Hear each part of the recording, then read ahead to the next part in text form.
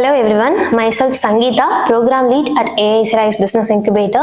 Welcome to our first episode of podcast series, Founders at Rise.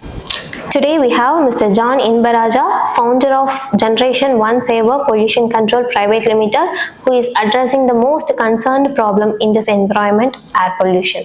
So let's dive into his story.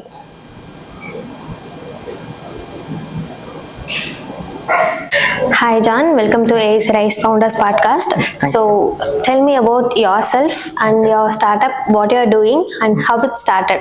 Okay, so I'm John InbaRaja here. So I'm the founder and managing director of my startup, Generation 1 Saver Pollution Control Private Limited. So what my startup does is, we not only focus on controlling industrial pollution, but we rather convert it into breathable oxygen. So where it started, it started way back in 2017, even when I didn't know what the term startup meant. So on the time, I was a school kid, and that time, I was very much interested in something. Interest sports interest subjects interest the science projects interest science expose so school and college time competitions interested but after that what can we do? And the startup so what I did was I had an option. I had two options in front of me. So one final year I had an option. Either I was placed in a core company. Basically I'm a mechatronics engineer.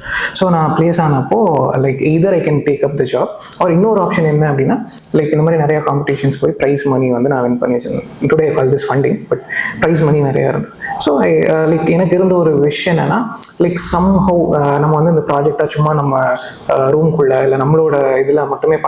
somehow actually someone helpful question okay, let me go this way. So that is how, without even knowing what a startup is, I started a startup. So that is how it's all started. Yes. Okay, that is very cool. But I have a doubt because in the ecosystem there are a lot of pollution. Why you particularly choose the air pollution as your problem statement? Okay. Is there any backstory to choose the air pollution to convert into the breathable air? So how you got this idea? Okay.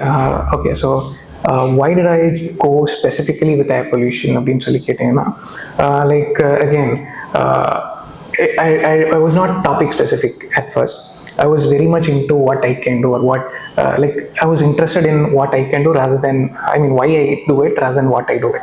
So I have to do something new, or interest in the time. The school time I had this a topic given for a specific competition.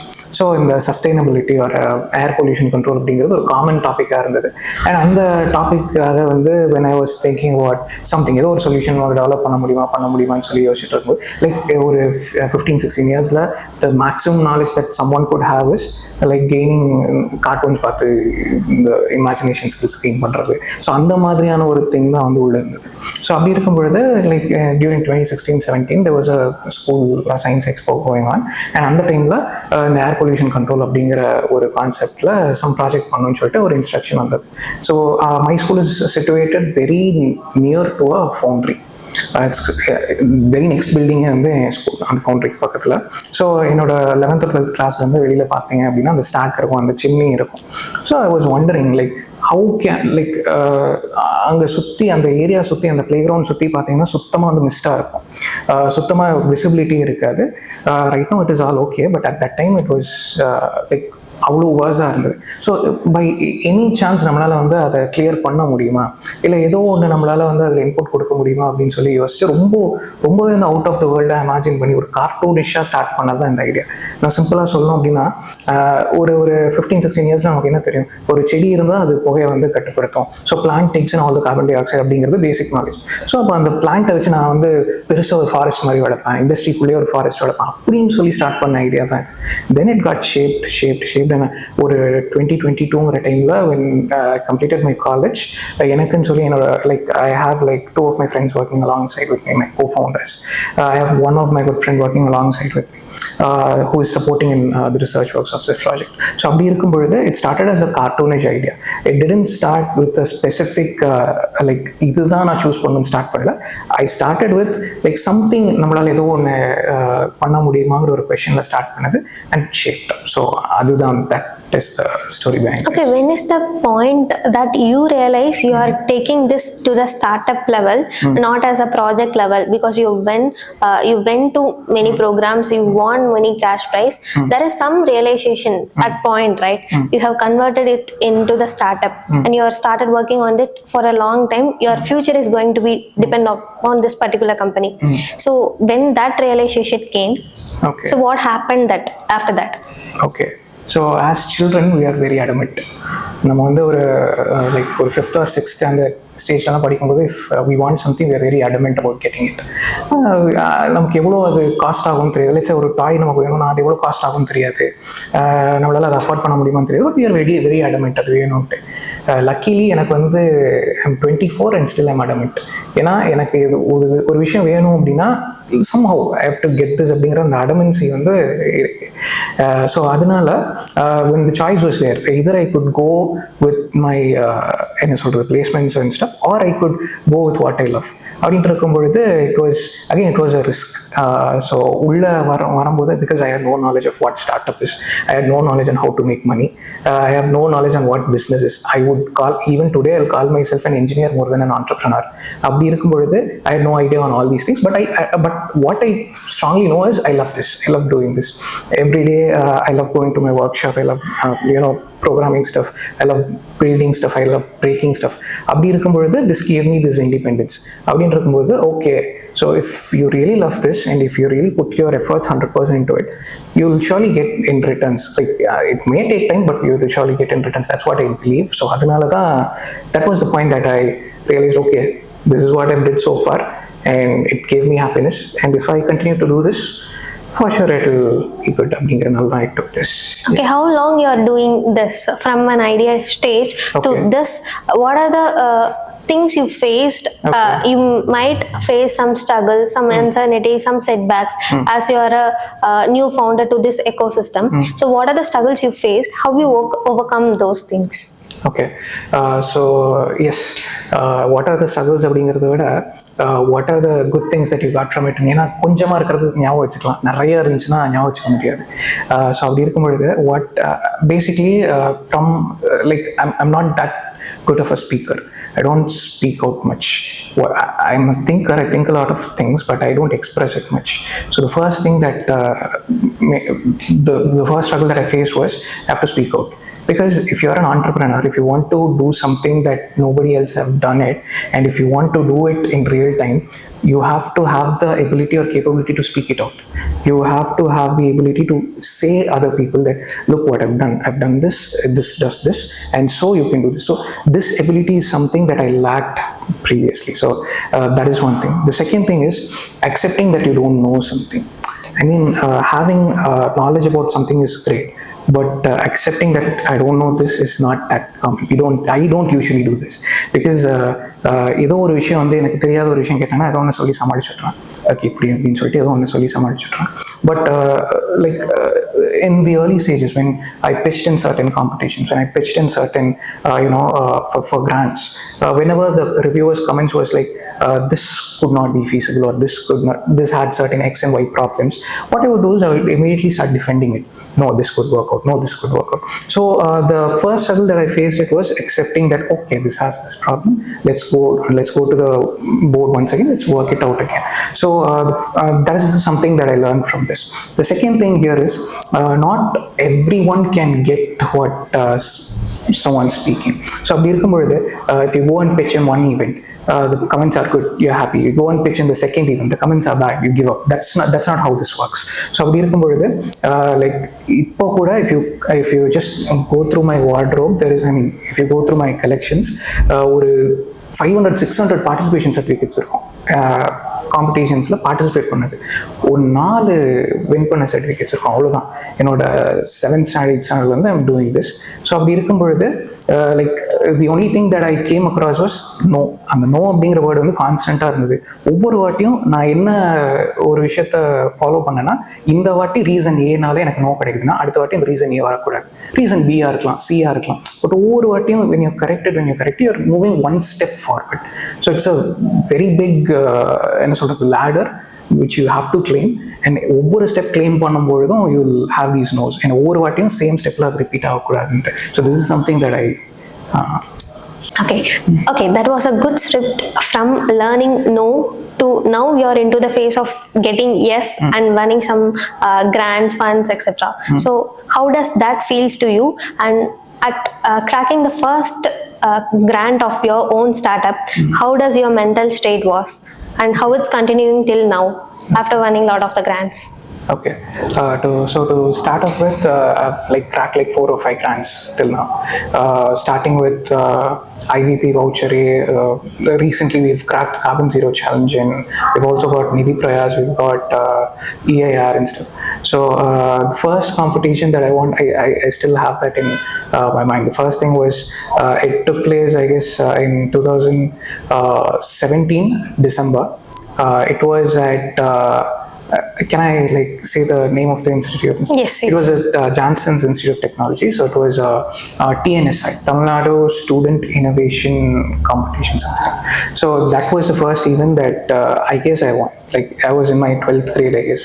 So at that time, the thing that I mean, in movies they show sort of excitement, sort of, but in reality, what was there was it humbled me a lot, because you've got a lot of no's.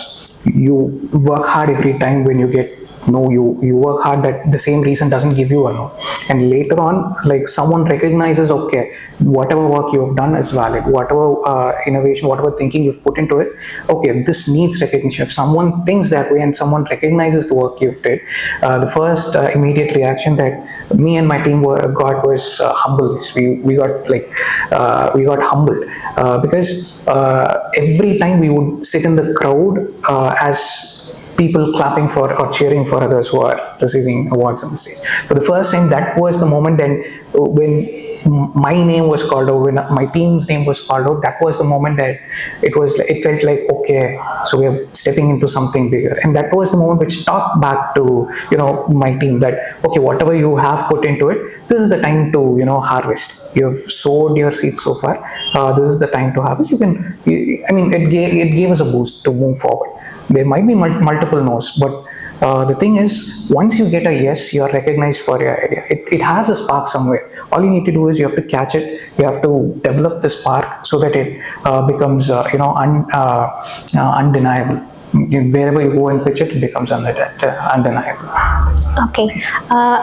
Okay, after getting these much of recognition, how do you rank yourself? Because there is a term in this ecosystem called TRL level. So where did you rank yourself in that TRL level? And do you feel that industry really know they are emitting such kind of pollution? Does they are following any other remedies rather than your solution? If yes, what are they doing currently, and how your solution impact in that? Okay, first part of the question, I'd like to position ourselves at TRL 3 or 4, because right now we are at the prototype and pilot testing stage. And the second part of the question, does industry know do they pollute? What we usually misunderstand here is we place industries as villains here. People working in sustainability or people working in sustainable oriented startups, we place industries as villains here. But the thing here is, the actual problem here is, industries are not villains. They don't wantonly pollute the land. They don't wantonly pollute the water. They don't wantonly pollute the air. The thing that they are doing all these things is because there is no available option that is both affordable and both available at the same time. I mean, there are options that are affordable, but are they efficient enough to comply with the standards that we are looking forward for today? Is definitely a no. I'll be talking about the air, which I'm focused on right now. So talking about air pollution, there are several solutions in the market currently. But are these solutions first affordable? In terms of affordability, there are I would like to segregate this into two different products.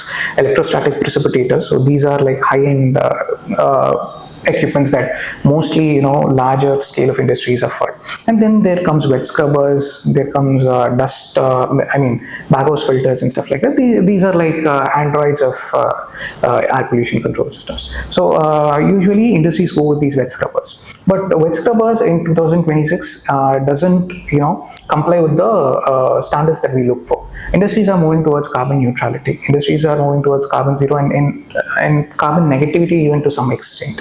So in that case, going with wet scrubbers, which are like 40-50-year-old technology, still doesn't comply with the standards that we look for now. Second thing, they are affordable. Obviously, wet scrubbers are affordable. And the second thing, are they efficient? They are not at all efficient, because as I said earlier, 40-50% of control efficiency is fine. But are they okay with today's standards? No. So the third thing, what does an industry do here? So industries are not villains. They are the ones who need a solution. They are the ones who have this very strong or vital pain point with them, and that pain point is not addressed yet. And that is where we address our solution is. So what we do is, or what we have done to address their pain point is, first thing, every industry owner, if I am an industrial owner, I won't invest like 15 or 20 lakhs of my money on a pollution control equipment that doesn't give me any return of investment just for the sake of environment. I won't do that. I won't invest 15 or 20 lakhs on it. This was the hardest lesson that we learned after 3 years of having this startup. So as an industrial owner, I need some benefit that I get out of it. Either it could be financial, either it could be like any sort of benefit that I get out of it other than this good deed kind of thing. So the immediate thing that I expect is, what kind of benefit do I have installing or investing like 15 lakhs on your pollution control equipment? The first thing that we sought was, okay, so we have to plan our equipment in such a way that it is both beneficial to the industry as well as it is sustainable, it is beneficial to the environment. So we have designed a system which promotes circular economy. All the waste that is collected from the smoke, it can be recycled or it can be reused as raw materials for other businesses. We also go with a bio-based filter, out of which the byproducts that are harvested can be made into highly value-added products. So all these things become a revenue generating thing for the industry itself. So this is actually, industry is actually the one who's suffering here, but we villainize them. So that is the difference that we learned so far. Yeah. Okay. Yes. Coming back to that product part. So initially, I hope you have some idea. Upon working on it, you got some feedback from the same industry persons, and you have modified it until now. I hope that idea is completely somewhat change of that, and in way forward they might change. So tell me about the product phase from 1 to till date and the next level of product. In the technology wise. Yes. So starting with, as I said earlier, we started with a very cartoonish kind of idea. So in the beginning, how the idea was that we'll take smoke from the industry, we'll put it into like several chambers of waters, we'll clean the smoke, then we'll pump it into a greenhouse setup inside. Plants would be there, and these plants would take carbon dioxide and remove it. Like, this is it's okay for a science project in a school, but does this have business feasibility? No. Does this have innovation? No, it doesn't. Like, if I go and pitch this to my let's say to my parents or to someone else who I know, they would appreciate me. But talking from a business point of view, talking from a technical point of view, this doesn't have any technical feasibility. So where we pivoted was, okay, so industry obviously needs air pollution control. We provide it, but with a twist that we not only control pollution, but we also want to convert it. We also want to capture the carbon. So this is what we focus on. Okay, what are all the options that we have? What are all the existing technologies that industries use to? We went for industrial visits. We've met with like several industry, specifically several foundry owners. So that phase was the time when we learned what actually industries do to control these pollution that they produce. And then we met with people who are working with the pollution control boards, because these are the people who instruct the industries to go with certain solutions for their problems. So we met with these people, we gained knowledge there. And then we proposed another idea. So in this idea, it was like, okay, let us remove these multiple chambers, because the industry obviously has limited amount of space for these equipments. Let's now think of something that is very space consuming. I mean, that is not very space consuming. And then we decided to go with a 2 by 2 feet small scale prototype version, and we fabricated it. We went to industries for trials. So what happened there was, we had no idea on HVAC. HVAC is a very technically sound thing that every person working in industrial air pollution should know. There is something called flow rate, there is something called pressure, and in industries, if you look, let's imagine if we are in a foundry, there is a furnace in front of us. Like every second, there will be like tons and tons of smoke being released, and our primary goal is to capture the smoke and send into our equipment. So to capture the smoke, there has to be a certain amount of vacuum created. Like how can you calculate the certain amount of vacuum that has to be created? How can you calculate all this? We had zero knowledge about it, but yet we built a prototype. We gave it to the industry, and the first thing was, not a bit of smoke was sucked in. So that was the first result there. And then we worked on our HVAC systems. We met with people who worked on with this. We gained knowledge about it, and then we have pivoted from the initial like zigzag chamber concept to another one, which currently are 2 pilots have been installed in 2 industries, and these pilots are running successfully. And about the plants, so I started off with green plants inside our greenhouse setup to control all this carbon emissions, and then that idea was totally pivoted to microalgae. So currently we are working on modular photobioreactors that grow microalgae for the purpose of industrial carbon capture. This sounds technical, but we started off from a cartoonish side to at least a business feasible model, right? Okay, what is your way next for say 2030? How you position yourself in this incubation ecosystem as well as in the industrial ecosystem? Have you calculated that? How much impact you are going to create? Definitely. Like as I said earlier, industries do have a very big pain point, but that pain point is still not addressed. Like India is one among the top 3 countries to have most number of functional steel metal casting units, most number of functional industries and foundry units especially, and like 97% of all these units lie under the MSME category. So MSME, like these organizations are the backbone of the development of the whole country. So this big of an organization has a very big pain point that has not yet been addressed, and like we are one among the first to address this pain point and to move forward with the technical solution that we have now.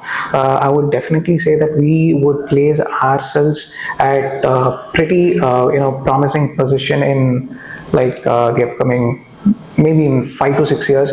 We could be the ones who can be the forerunners of the whole carbon capture and utilization in industrial environment. Okay, that's great to hear. We are waiting to see your growth till that way, and you are associated with AISRI still long way. So can you differentiate the phase before you are started associated with the AISRIs and after you're getting incubated with the AISRIs? And what are the benefits you got actually? What you feel you cracked this after the getting in this incubation? So tell me about that.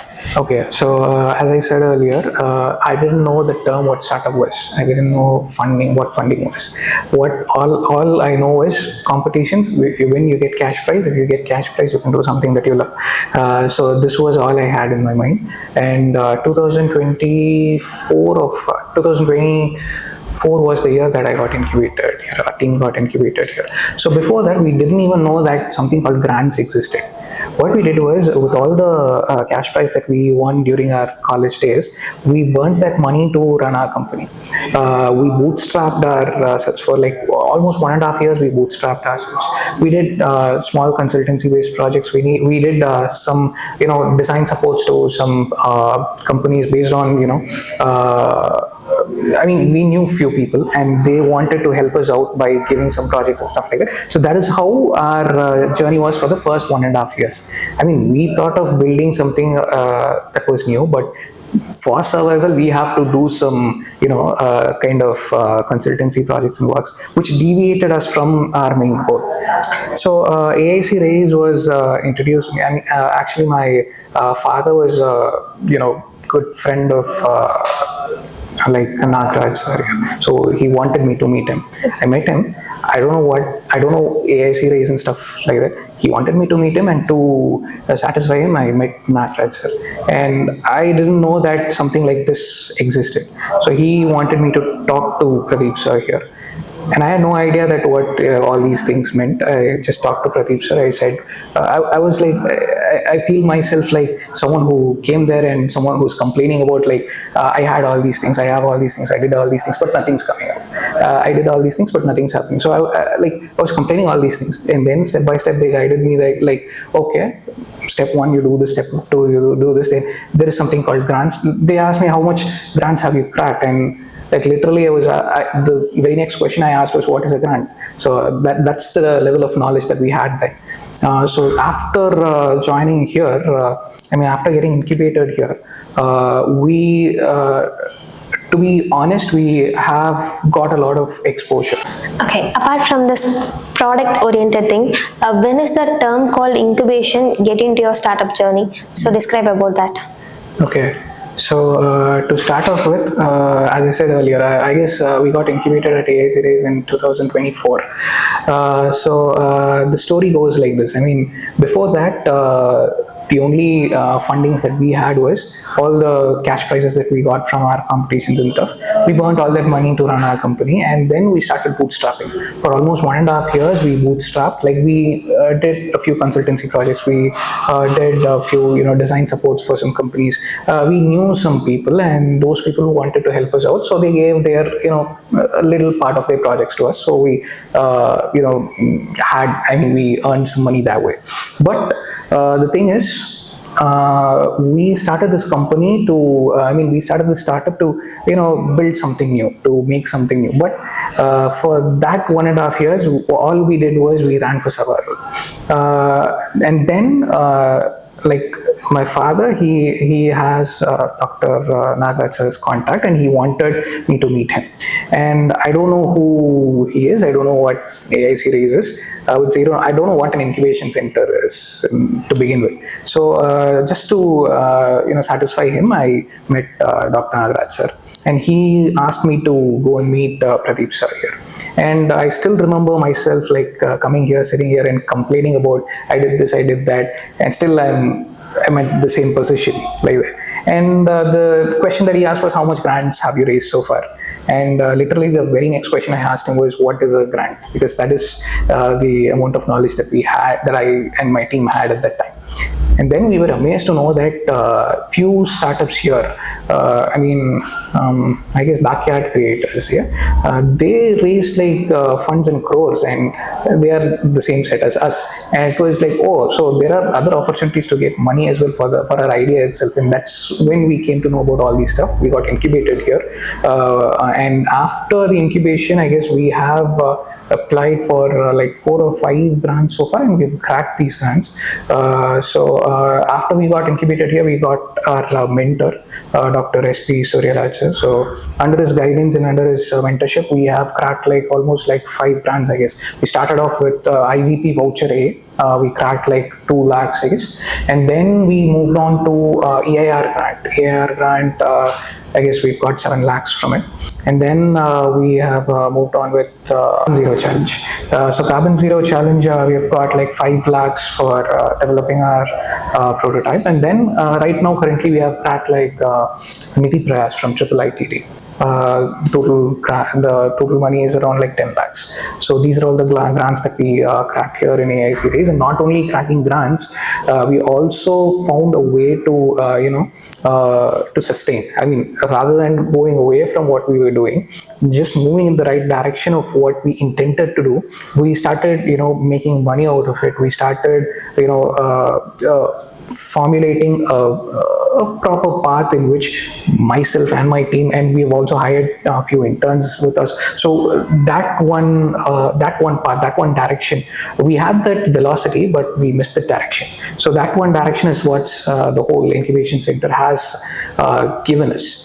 And yeah, we had velocity, but without direction. This gave us direction. Okay, describe me this whole journey with the AIS Rise in the one line, before incubating into AIS Rise and after incubating into AIS Rise. What you can give in one line or something? I don't know if I can complete it in one line, but the thing is, like before AIC Rise, as I said earlier, we had a vision. I mean, we know what we have to become in the next 5 or 6 years. We had this wish of where we have to be, but we didn't know how to go there.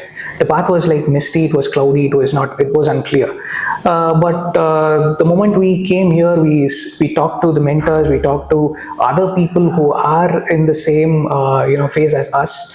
That cloudiness, that mistiness started to get clear day by day. So I would describe it as as I said earlier, we had velocity and we found direction here. Okay, while mentioning, you have mentioned a term called you build a team and you hired interns.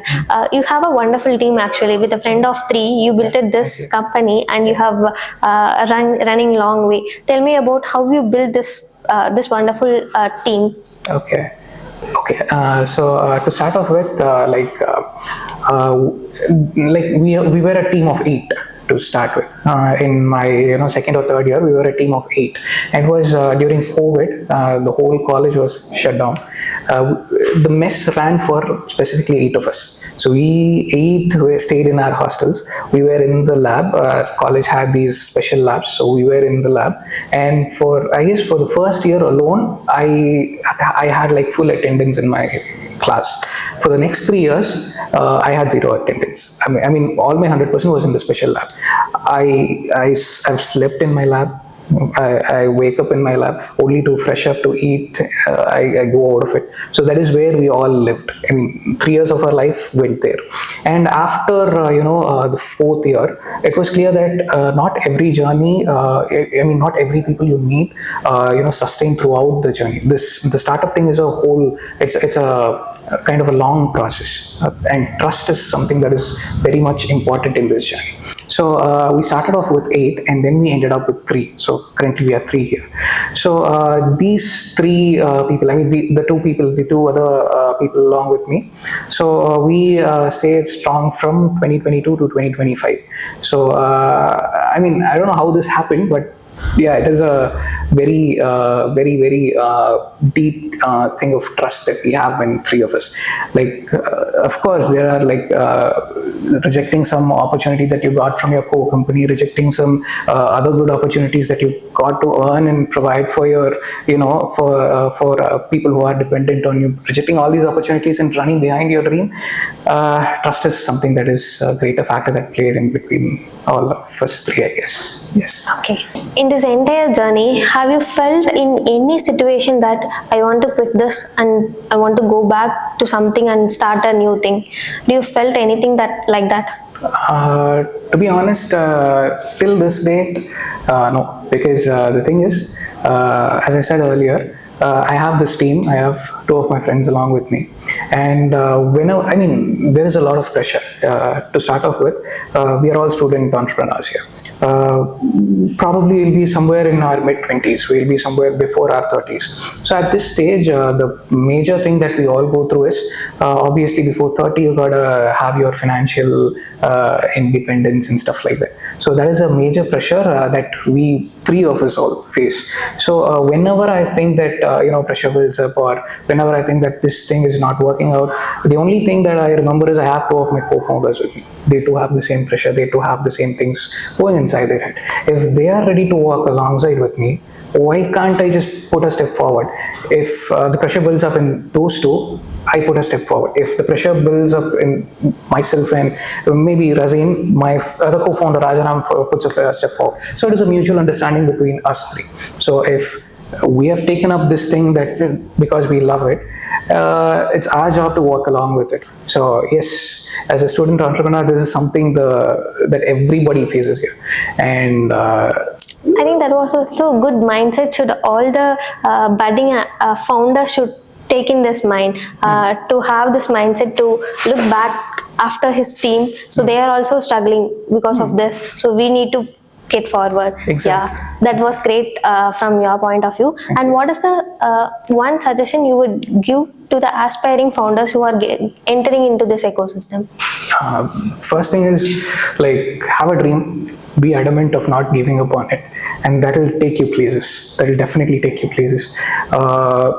Before you start thinking of to quit or to go away, just remember once why you started to come into this. If you remember why if you just keep yourself if you just keep yourself updated about or keep yourself relevant about why you started this in the first place, that would never let you to go out of this.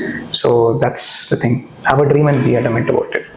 Okay, as a founder, your mindset and your technological background was way cool, and all the very best to your future ahead, and wishing you great success for you and your teammate and your startup to reach great heights. Thank you, John. Thank you.